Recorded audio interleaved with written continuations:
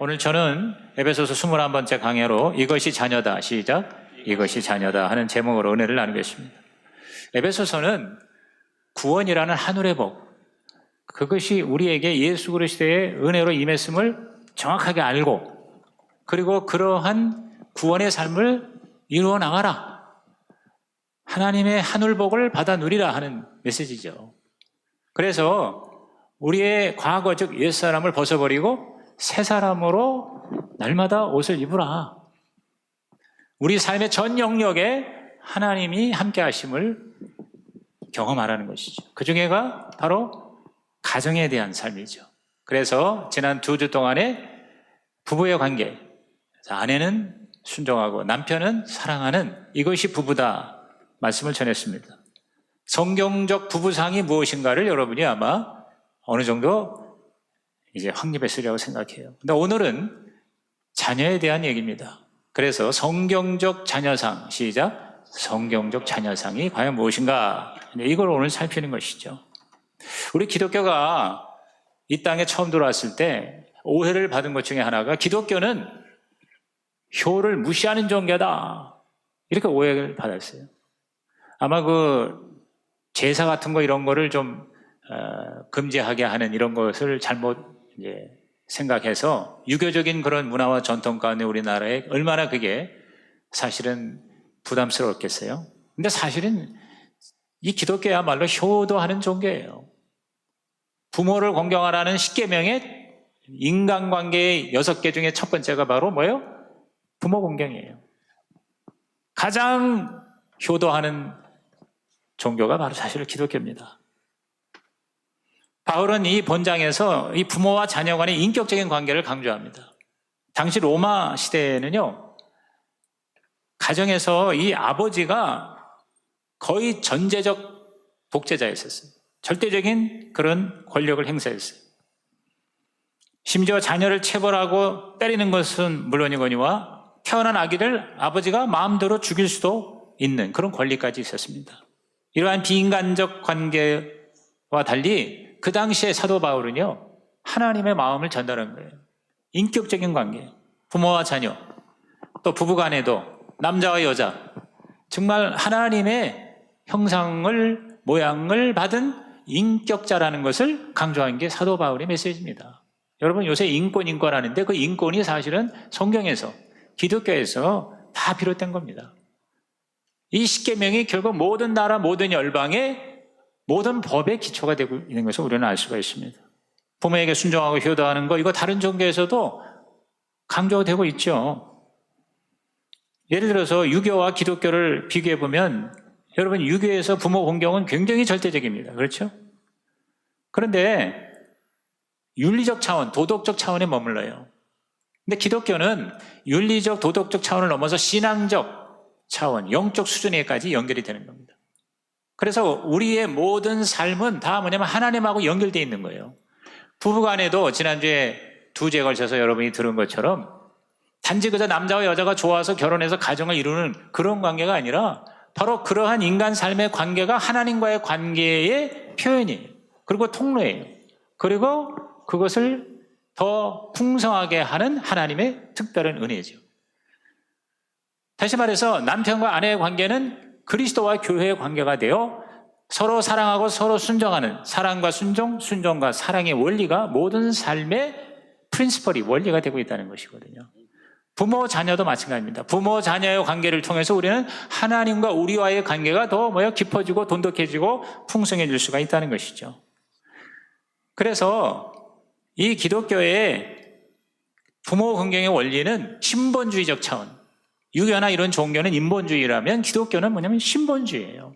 항상 중심이, 센터가 하나님이에요. 왜?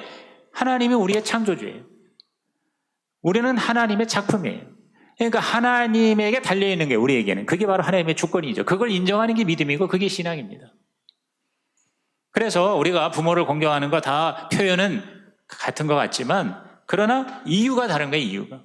왜 부모에게 순종하고 공경해야 되나 하는 그 이유가 우리 성경은, 기독교는 아주 명쾌합니다. 첫째가 뭐냐? 바로 옳은 일이기 때문이라는 거예요. 우리가 부모에게 순종하고 공경하는 이유는 자 6장 1절을 다 같이 시작. 자녀들아 주 안에서 너희 부모에게 순종하라. 이것이 옳으니라. 이것이 옳으니라. 시작. 이것이 옳으니라. 옳다는 게 뭐예요? 당연한 거다. 마땅한 거다. 우리를 낳아주고 키워주신 그 부모의 희생에 우리가 보답하고 감사하는 것은 당연지사다. 근데 왜 당연한 것인데 이게 제대로 지켜지지가 않을까? 뭐 요새 심지어는 부모를 때려 죽이는 자식들도 여기저기 왕왕 있습니다. 왜 그래요? 부모에 대한 고마운 마음을 느끼지를 못하는 거예요. 당연하다고만 생각하는 거죠. 특히 요새 와서 더 이제 그런 경향이 심하죠, 그죠?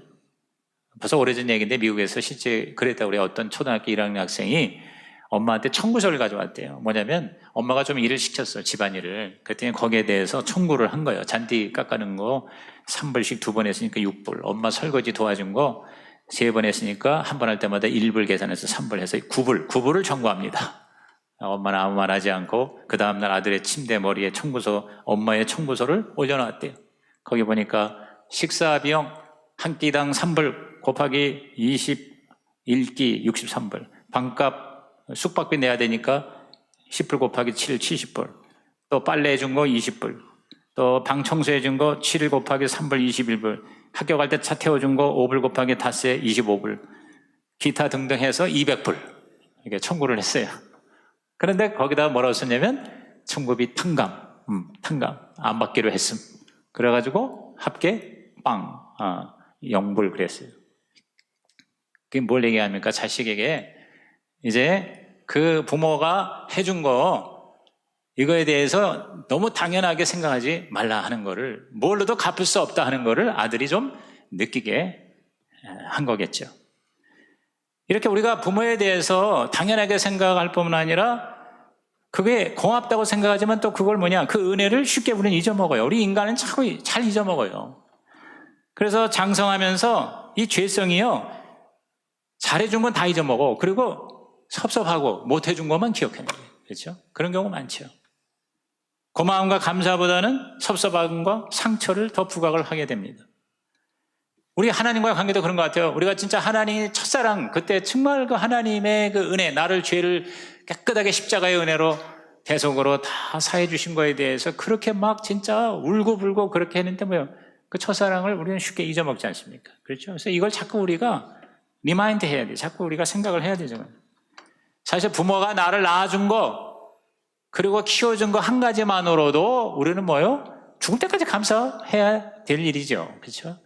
예수님이 십자가에서 나를 위해 죽으셔서 나를 구원해 주신 거 그 한 가지만으로, 예수 믿고 복을 받았네 못 받았네 이거 관계없이 정말 내가 예수 믿고 구원받아서 내 죄성을 다 속죄받고 지금 죽으면 지옥 가지 않고 천국 간다, 그거 하나만으로도 저와 여러분은 진짜 날마다 시간마다 하나님께 감사 예배를 드려야 될 줄로 믿습니다.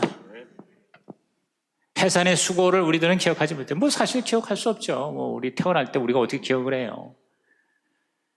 제가 우리 부모님이 이제 하루가 다르고 특히 우리 아버지가 하루가 다르고 하니까 가급적 좀 이렇게 가서 잠깐 식사를 또 같이 하려고 애를 쓰고 있어요.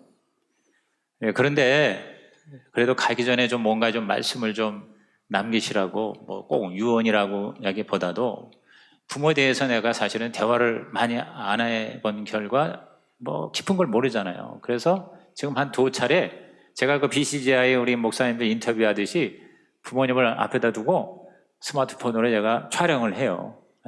자, 언제 어디서 어떻게 나셨고 지금까지 어떻게 사셨습니까?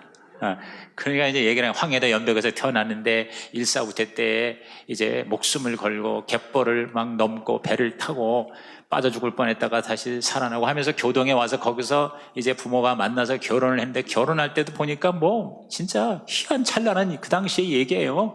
그러고 나서 그 배 타고 똑딱선 타고 교동에서 인천 오는데 거기서 가판에서 어머니가 떨어져가지고 애가 떨어져가지고 그 다음에 서울 마포구 공격동에 115번지에 거기에 이제 저를 낳고 이제 이런 얘기를 하는 거예요. 그런데 내가 몰랐던 얘기가 참 많고 한두 번 들은 얘기도 있었어요. 그 애가 떨어진 걸 모르고 몇 개월을 그냥 있었던 거예요. 그러니까 이 안에서 부패가 된 거죠. 그냥 어느 날 너무 배가 아파가지고 알고 보니까 아이가 죽었어요. 그래서 이미 썩고 있는 거예요. 그래서 병원에서 빨리 수술하지 않으면 안 된다. 근데 뭐 돈도 없고 수술 안 되니까 겁도 나고 그러니까 그냥 이렇게 잔뜩 허리띠를 잘라매고 있는데 옆에 있는 아주머니가 큰일 난다고 새색 씨가 이제 죽어요 그러면서 자기가 그냥 안타까우니까 뭐 유능하다는 이제 그 산파를 데리고 온 거예요. 조산원이라고 그러죠 옛날에. 그래서 그 산파가 집에서 그냥 어떻게 주사 놓고 해가지고 그 안에 있는 아기를 꺼낸 거예요. 그래가지고 가까스로 이제 살아난 거죠. 그 다음에 임신한 게 저예요. 그래서 제가 죽은 아이가 여자 딸이라고 하는데 제 누나 뻘이죠. 근데 그 아기가 죽었기 때문에 내가 태어난 건지도 모르는 거예요. 만약에 살아서 태어났으면 나는 이 세상에 존재할 수도 없었을 것이죠. 여러 번 만날 일도 없었을 것이죠. 그러니까 첫째는 하나님이죠. 하나님이 당신의 섭리로 나를 이 땅에 태어나게 하셨지만 부모가 목숨 걸고 나를 낳아주셨고 그리고 그 키우는 여러 가지 그 당시에 오죽해요. 사변 중이고 휴전 직후고 하니까 모든 게 없고 그야말로 진짜 생존 자체가 절박한 그 상황에서 우리 사남매를 키워줬다는 거 그 한 가지만으로도 부모가 어쩌고 저쩌고 이런 거에 관계없이 정말 감사합니다. 정말 부모님 당신 때문에 어머니 아버지 때문에 내가 지금까지 이렇게 살고 있고요. 예수 믿고 구원받았습니다. 이거를 기억을 하라는 거예요. 그게 옳다는 거예요. 그 다음에 두 번째 왜 부모를 우리가 공경해야 되느냐? 하나님의 명령이니까. 하나님의 계명이니까. 자, 2절 말씀 시작. 내 아버지와 어머니를 공경하라. 이것은 약속이 있는 첫 계명이니. 계명이라 그랬어요. 아까도 얘기했지만 첫 계명이라 그랬어요. 인간관계의 6개 계명 앞에 4가지는 하나님과의 관계, 그 다음에 5계명부터 10계명까지는 우리 수평적인 인간관계의 첫 번째가 바로 내 부모를 공경하라 그랬어요. 자, 10계명이고 명령이고 이게 부담이 되면 그냥 소원이라고 여러분이 생각하세요. 하나님의 소원이라 이 말이에요. 하나님이 원하는 바다. 부모를 공경하는 것이. 여러분, 저와 여러분이요 하나님의 계명을 지키는 것이 하나님을 위해서라고 하는 생각을 오늘부터 싹 지워버리세요. 우리가 계명을 잘 지키는 것이 하나님께 득될 게 하나도 없습니다. 우리가 10계명 잘 지킨다고 하나님이 더 좋아질 것도 없어요. 또 못 지킨다고 하나님이 더 나빠질 것도 없어요. 바로 우리가 좋아지면 좋아지는 거고 우리가 나빠지면 나빠지는 거예요. 다시 말해서 우리 인간을 위해서 하나님이 우리에게 계명을 주시고 또 명령을 하신 거라 그 말이에요.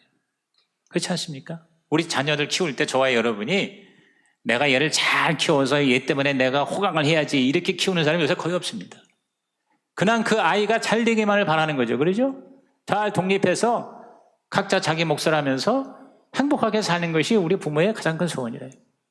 10대 사춘기애가 계속 말을 안 들어요. 숙제도 안 하고 늦게 오고 학교도 막 땡땡이 치고 나쁜 애들하고 놀고 다니고 너무너무 부모가 가슴이 아픈 거예요. 그런데 어느 날 수련회를 가더니 얘가 바뀐 거예요. 그래가지고 일찍 들어오고 숙제도 열심히 하고 엄마 아빠 말씀도 잘 듣고 열심히 공부하니까 성적도 올라가고 애가 너무 잘 되니까 부모가 너무너무 기쁘고 즐거운 거예요. 더 잘해주고 싶은 거죠. 그죠? 이건 얘기 하나만 하죠. 제가 다시 내가 어린 시절로 돌아가면 나는 4가지에 더 집중하면서 살아야지 하는 4가지를 우리 아들 지민이에게 내가 이제 얘기를 한 거예요. 그러니까 너는 아빠같이 나중에 이렇게 후회한 삶 살지 말고 4가지에 집중해라. 첫째가 기도를 많이 하라. 하나님과의 관계. 2번째 독서를 많이 해라. 3번째 운동을 잘해라. 열심히 해라. 5번째 바로 친구를 잘 사귀어라. 좋은 친구를 많이 사귀어라. 근데 내가 이렇게 너를 보니 너는 나보다 운동하는 거하고 친구 사귀는 훨씬 낫다. 근데 내가 지금 보니까 부족한 게 2가지가 있는데 좀 기도를 하나님께 엎드려서 많이 했으면 좋겠다. 그리고 좀 책을 많이 읽어라. 지금 어떤 분야에서든지 책을 많이 읽은 사람을 못 따라간다.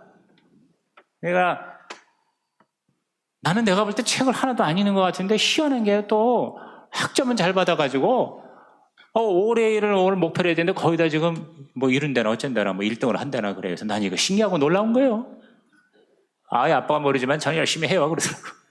근데 네 전공만 학점만 A 나오는 거가 중요한 게 아니고 책을 광범위하게 읽어야 된다. 신앙서적도 읽고 세상 책도 읽고 인문학도 읽고 어떤 분야든지 여러분 책만 읽은 사람 못 따라갑니다. 평생의 가장 강력한 투자죠. 그죠? 거기다가 기도. 여러분 그야말로 기도하는 사람을 못 따라갑니다. 하나님 앞에 진짜 열심히 기도하는 사람 하나님이 책임져 주실 줄로 믿는 것이죠. 그걸 이제 제가 얘기를 하는 거예요. 그럼 그거 뭐냐면 자기 잘 되라고 내가 얘기하는 거거든요. 하나님도 마찬가지죠. 하나님이 저와 여러분에게 뭘 하라 하지 말라 이렇게 하는 건 바로 뭐냐? 바로 우리가 잘 되게. 골로새서 3장 20절에 자녀들아 모든 일에 부모에게 순종하라 이는 주 안에서 기쁘게 하는 것이라 그랬어요. 하나님을 기쁘게 하는 것이 나의 기쁨이 된다는 거죠. 하나님이 기분 좋으면 우리에게 더 복을 주신다는 거죠. 믿으십니까 여러분? 하나님을 기쁘시게 하는 것이 나의 성공이요 행복이다. 하나님께 가까이 감이 나의 복이다. 시작. 하나님께 가까이 감이 나의 복이다. 하나님께 가까이 가는 뭐 뭐예요? 하나님 하라는 대로 해야 하나님이 뭐예요? 가까이 하시죠. 그죠? 사실 이 바울의 이 부모 공경하라는 말은 이미 오래전에 모세가 이미 주신 법이죠. 모세의 법입니다. 모세는 레위기 19장 1절에서 3절에 여호와께서 모세에게 말씀해 이르시되 너는 이스라엘 자손의 온 회중에게 말해 이르라 너희는 거룩하라 이는 나 여호와 너희 하나님이 거룩함이니라 너희 각 사람은 부모를 경외하고 나의 안식일을 지키라 나는 너희의 하나님 여호와니라 그랬어요. 그러니까 십계명이고 뭐 여러 군데 말씀하셨는데 여기서는 뭐냐면 거룩을 하나님께서 말씀하시면서 두 가지 얘기한 거예요. 거룩하더니 첫째 부모를 경외하고 둘째는 안식일을 지키라는 거예요. 그러니까 오늘 우리가 이 영적인 질서를 따라서 그 권세에 순종하고 복종하고 그거를 경외하는 것과 그 다음에 하나님을 예배하는 것, 주일 성수하는 것, 안식일을 지키는 것 이것이 거룩의 출발이다. 거룩의 기초다 하는 것을 여기서 우리는 암시를 받는 것이죠. 그렇기 때문에 저와 여러분이요 여러 가지 어떤 이유 때문에 부모와 관계가 안 좋을 수 있습니다. 정말 부모가 해준 게 별로 없고 마음에 상처만 있고 섭섭함만 있는 사람이 있을 수 있어요. 그런 사람일지라도 하나님을 기쁘시게 하는 차원에서 나한테 별로 잘해준 것 같지 않은 부모지만 그 부모를 진심으로 공경한다면 여러분 하늘의 이 법칙대로 하나님이 저와 여러분을 반드시 책임져 주실 줄로 믿는 것입니다. 세 번째 이유가 있습니다. 첫째는 뭐예요? 옳은 일이니까. 둘째는 뭐예요? 하나님의 계명과 소원이니까. 이제 세 번째는 하나님의 약속이 딸려 있다고 그랬어요. 자, 2절 3절을 다시 읽습니다. 시작. 내 아버지와 어머니를 공경하라 이것은 약속이 있는 첫 계명이니 이로써 내가 잘되고 땅에서 장수하리라. 세 번역에는 약속이 딸려 있는 계명 그랬어요. 그 약속이 뭐냐? 잘되고 장수한다는 약속이에요. 잘되고 장수한다. 쉽게 말하면 뭐냐? 이 세상에서 다 모든 사람이 추구하는 거 아닙니까? 모든 사람이 복받기 원하는 게 뭐예요? 잘 먹고 잘 살고 그 다음에 무병 건강 장수하게 사는 거 아닙니까? 근데 그거를 뭐 약속하셨어요. 그걸 보장해 주신다는 것이죠. 다시 말해서 형통의 복이에요. 형통의 복. 물론 우리가 부모를 공경한다고 그래서 다 뭐 잘 된다고 볼 수는 없죠. 그러나 대체로 세상에서도 보면은요, 예수 안 믿는 사람도 부모를 공경하고 효도하는 사람들이 되게 다 잘 됩니다. 그게 바로 하나님의 어떤 이 세상의 삶의 원리를 우리에게 그렇게 만드신 거라고 보는 거죠. 부모를 공경하면 자녀들에게 효도받을 확률도 높습니다. 그런 것을 하나님이 아시는 거예요. 그래서 복을 받기 위해서도 부모를 공경하라 그랬어요. 여러분 이 말씀을 문자적으로 그대로 믿고 순종하는 자에게 복이 있나니 저와 여러분의 삶에 하늘의 풍성한 복이 임하시기를 주의 이름으로 축원합니다. 이 세상에 잘 사는 건 부모 공경이고 영원토록 잘 사는 것은 하나님 공경이다. 부모 공경은 하나님 공경의 축소판이다. 이게 메시지입니다. 그러면 어떻게 부모를 공경할 것이냐? 부모에게 순종하는 방법도 우리가 성경적으로 유추할 수가 있어요. 성경에 보니까 복종하라는 단어와 공경하라는 단어가 같이 나옵니다. 따라합시다. 복종하라. 공경하라. 이거를 이렇게 해석하고 이해하는데 저는 동의합니다. 뭐냐? 복종하라는 거는 미혼 자녀들이에요. 어린아이부터 시작해서 결혼하기 전까지는 같이 부모 울타리 안에서 살면서 그 부모가 그 가정의 뭐예요? 권세예요, 권위예요. 그러니까 거기에 복종하라는 거죠. 그 다음에 공경하라는 건 결혼한, 그래서 부모로부터 독립돼서 결혼한 자녀들도 여전히 그 부모는 어떻게 하라? 공경하라는 거죠. 먼저 복종하라는 거, 이게 뭡니까? 바로 하나님의 그 질서에 내가 따라가는 거죠. 우리 인간은요, 어떻게 살게 되어 있는 거 아니? 혼자 살지 않고 이렇게 같이 관계성을 가지고 살잖아요. 우선 하나님과 우리 사이의 관계도 그렇죠. 그래서 모든 게 이 관계예요. 그래서 지난번에 부부와의 관계가 사랑과 순종, 순종과 사랑, 이것이 바로 하나님의 원리라는 거죠. 삼위일체 하나님도 서로 사랑하고 서로 복종하는 관계거든요. 그러면서 하나님은 어떤 권위를, 우선순위를, 질서를 세우시는 거예요. 그래서 삼위 하나님도 성부, 성자, 성령의 그런 질서가 있는 거예요. 누가 더 크고 누가 더 작다의 의미가 아닌 것이죠. 그렇기 때문에 부부가 서로 평등하지만, 하나님 보시기엔 똑같은 인간이지만, 그러나 아내가 남편의 권위에 복종하라고 말씀하시죠. 그게 하나님 세운 질서거든요. 그러면 자녀는 부모가 나의 위에 세우신 권위라는 것이죠. 모든 게 이 권위에 대한 복종과 순종으로 전체적인 조화를 이룰 수가 있는 거죠. 여러분, 국가도 그렇지 않습니까? 어떤 그 법이 있고 그 법이 정한 포지션이 있으면 거기에 다 따라가야 나라가 나라답게 돌아가지, 그게 무시되면 뭐요? 완전히 무정부가 되고 나라가 망하는 거 아닙니까? 그래서 선진국일수록 그 법의 권위를 인정하는 거예요. 법이라는 말이 제가 여러 번 얘기합니다. 그 원래의 오리지널 의미는 신이란 뜻이에요. 저는 이거 변호사한테 배웠어요. 법이라는 말과 신이라는 말이 어원이 같다는 거예요. 그러니까 거기에 권위에 복종해야 우리가 뭐냐면 질서 있는 삶을 산다는 거죠. 무법은 그래서 죄가 되는 거예요. 그리고 망하는 거고 죽음이 다가오는 것이다, 그 말이죠. 보이는 권위에 복종할 줄 알아야 보이지 않는 하나님에게 복종할 수가 있다. 그렇죠? 여러분이 모든 조직체에서 마찬가지예요. 목장에서도 목자의 권위를 인정하고 복종해야 그 목자에게 주어지는 하나님의 기름 부음이 목원들에게 임하는 것이에요. 목자 목녀는 담임 목사의 그 권위를 인정하고 복종할 때에 그것이 하나의 아름다운 하나님의 교회가 된다는 것이죠. 동의하시면 아멘 하시기 바랍니다. 보이는 부모를 공경하지 않으면서 보이지 않는 하나님께 충성한다? 어불성설이죠. 진리가 아니죠. 그렇죠? 근데 결혼한 후에는 뭐냐면 공경하라 이렇게 얘기했어요. 그냥 무조건 절대적으로 복종하라가 아니라 honor your parent. 이 honor라고 하는 단어는 티마라고 하는 원래 헬라어의 의미가 뭐냐면 무겁다는 뜻이에요. 무겁다. 굉장히 가치가 있다. 그래서 부모를 공경하라는 것은 부모를 가볍게 대하지 말고 무겁게 대하라. 그 가치를 부여하라. 가치를 인정해 드리라 하는 거죠. 들어가서 먼저 부모에게 인사해야지 강아지에게 인사하는 사람들이 많습니다, 요새. 강아지가 막 달려오니까 강아지부터 붙들고 엄마, 아빠나 할아버지, 할머니는 안중에도 없어. 우리 손주 들고 가르쳐야 되거든요. 강아지만도 못한 할아버지, 할머니가 돼서는 안 되잖아요. 그게 뭡니까? Honor your parents. 그게 바로 무겁게 그렇게 가치를 인정해 드리라. 소중하게 여기라. 우리에게 너무 소중한 분이다. 하나님을 우리가 예배한다는 게 바로 그런 개념의 연장이라는 거죠. 그래서 우리가 이 일상사의 모든 것이 다 하나님과 연결되어 있어요.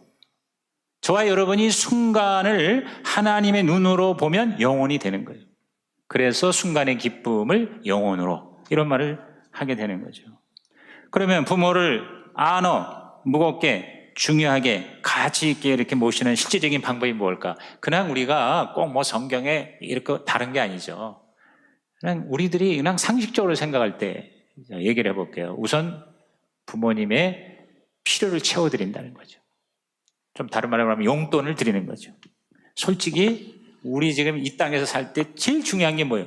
돈이에요. 돈.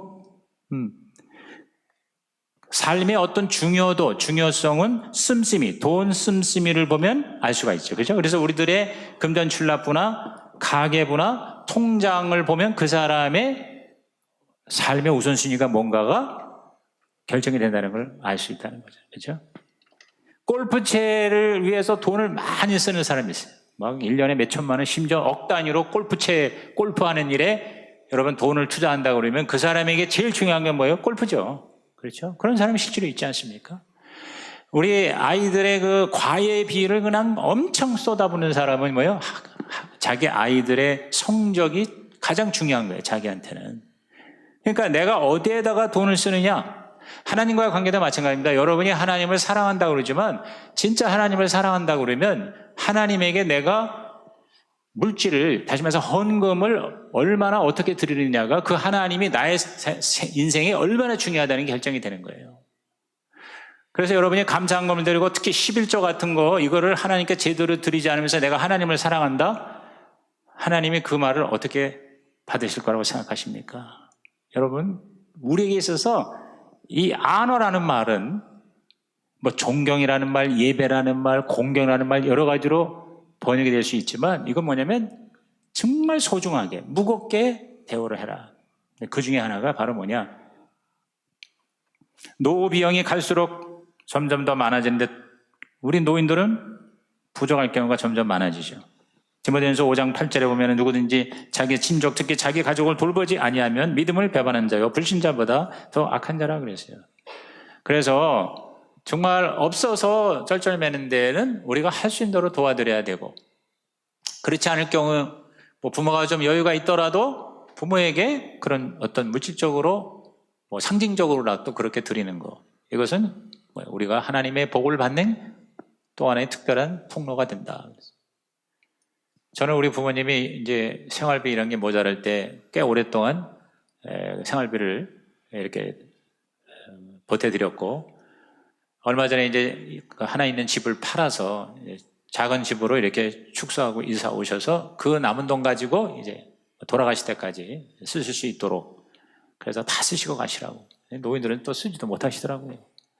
그러니까 옛날에 내가 그렇게 생활비를 드렸던 거를 세이브할 수는 있었어요. 그러나 필요할 때 뭐예요? 그것을 채우는 것이 그게 바로 honor your parent가 된다는 거죠. 두 번째는 시간입니다. 여러분 사실 돈보다도 요새는 시간이 더 어떻게 보면 그 상대방을 무겁게 귀중하게 소중하게 여기는 투자할 수가 있죠. 그렇죠? 요새 외로운 분들이 많은 거예요. 그러니까 그런 분에게 함께 하는 거예요. 시간을 내는 거예요. 그러니까 부모가 가장 아쉬운 게 자녀들하고 같이 좀 밥을 먹고 대화를 하고, 사실 제일 좋은 거는 가정 예배를 부모와 같이 드리는 것이겠죠. 그렇죠?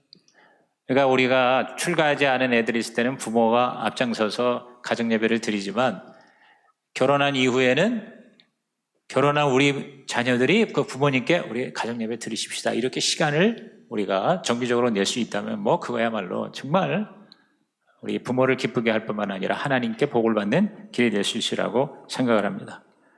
사실 점점 시간 내기가 쉽지 않잖아요. 저는 우리 지민이하고 뭐 두 딸은 지금 미국에 있으니까 뭐 같이 할 수도 없고 그러니까 이제 하나 남은 우리 막둥이하고 좀 시간을 같이 하려고 그러는데 얼마나 얘가 바쁜지. 그래서 아드님 시간을 내실 수 있으십니까? 네, 저는 아드님이라고 그래야 가까스로 시간 낼까 말까. 그런데 그렇게 같이 어쨌든 뭐 무슨 깊은 대화를 안 하더라도 같이 밥을 먹을 수만 있어도 그게 얼마나 사실은 고맙고 감사한 거예요. 그렇죠? 그래서 여러분이 하여튼 중요도에 따라서 시간을 내는 거예요. 여러분이 일주일 내내 기도도 하나도 안 한다는 거는 하나님이 나한테 그렇게 중요하지가 않은 겁니다. 솔직히 우리가 얘기를 하는 거예요. 정말 하나님이 나에게 있어서 가장 중요한 그런 무거운 분이라면 어떻게 해야 돼요?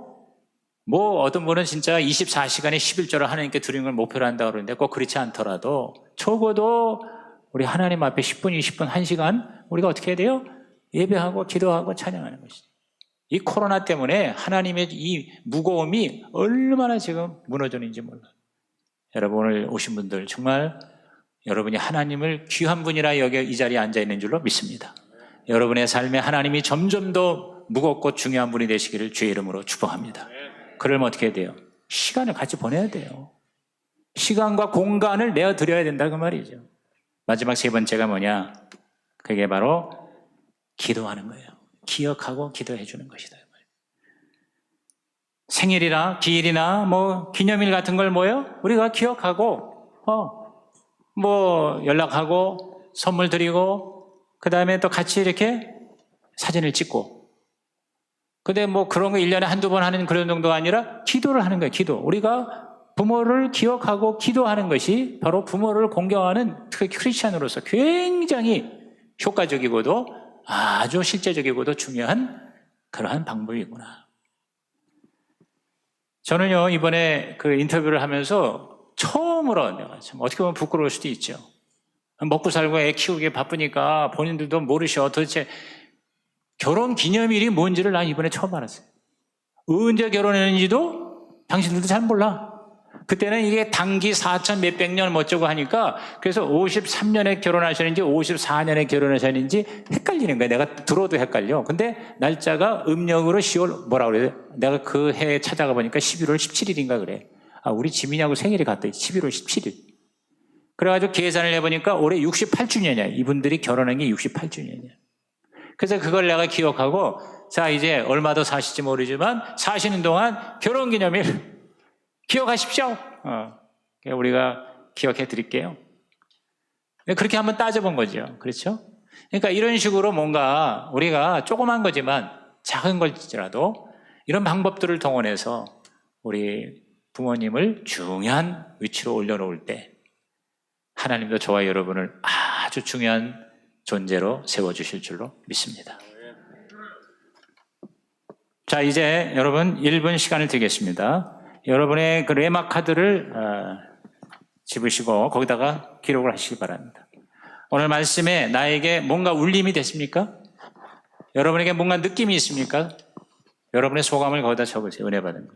그리고 내가 이걸 가지고 어떻게 실천하겠다. 그렇게 결단을 하십시오. 설교만 듣고 그냥 가시지 마시고 그리고 그거를 이따가 헌금함에 헌금과 함께 넣어주시길 바랍니다. 부모에게 복종하고 효도하는 거, 공경하는 거 왜 해야 되느냐? 3가지 얘기했습니다. 옳은 일이기 때문에, 하나님의 명령이고 소원이기 때문에, 그리고 그게 우리에게 놀라운 축복을 받는 약속이기 때문에 그렇습니다. 그 다음에 어떻게 할 거냐? 필요를 채워드리고 물질을 드리고 그리고 시간을 함께 하고 그리고 기도하고 기억을 하라고 했습니다. 여러분이 그걸 가지고 한번 써보십시오. 여러분이 자녀에게 잘해서 나중에 자녀로부터 내가 노후에 도움을 받을 생각 아예 안 하는, 요새 그런 생각하는 사람 별로 없지만 여러분 노후를 생각해서 자녀에게 투자하는 것은 제가 볼 때 지혜롭지 못한 것 같아요. 왜냐하면 자녀들은요 당연하게 생각하고 지금 시대에 특히 부모가 나를 위해서 희생했기 때문에 내가 부모가 힘드니까 잘 도와드려야 되겠다. 제가 볼 땐 그렇게 일반적이지 않을 것 같아요. 정말 장래와 노후가 불안하다면 차라리 하나님을 의지하는 것이 더 지혜로울 것입니다. 하나님을 의지하고 신뢰하는 방법 중에 하나가 오늘 말씀대로 부모를 공경하는 것이구나. 부모를 공경하는 자에게 복이 있나니 하나님이 저와 여러분 천국 갈 때까지 책임져 주실 줄로 믿습니다. 그런 내용을 여러분께서 여러분의 삶에 적용하시기 바랍니다.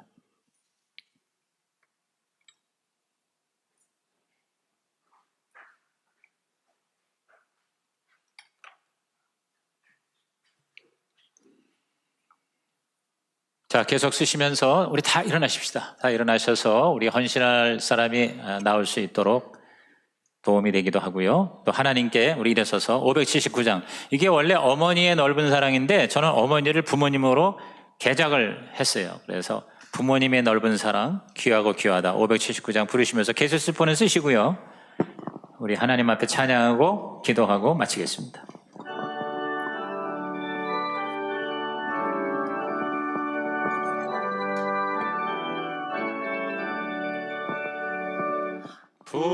부모님의 넓은 사랑 귀하고도 귀하다. 그 사랑이 언제든지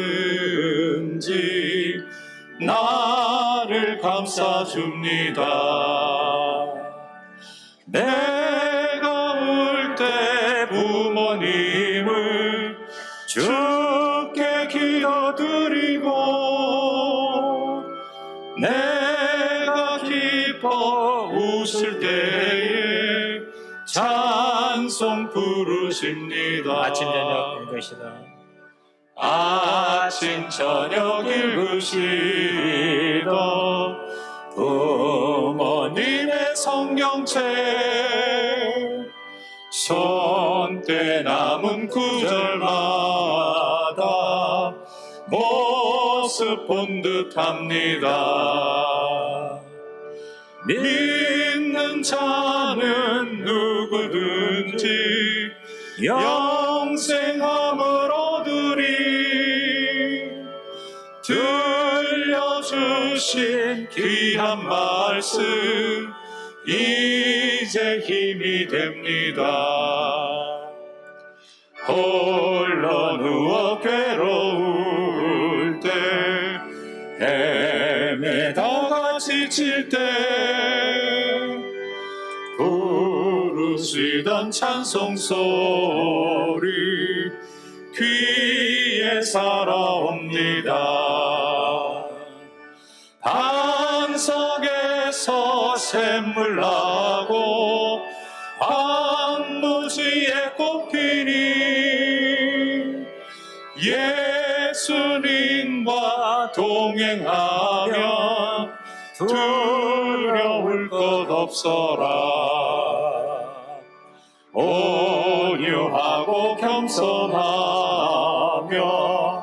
올바르고 굳세게 부모님의 뜻 받들어 보람있게 살리라.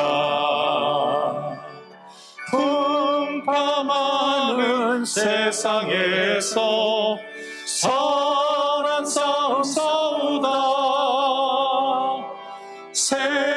생명신에 흐르는 곳 길이 함께 살리라.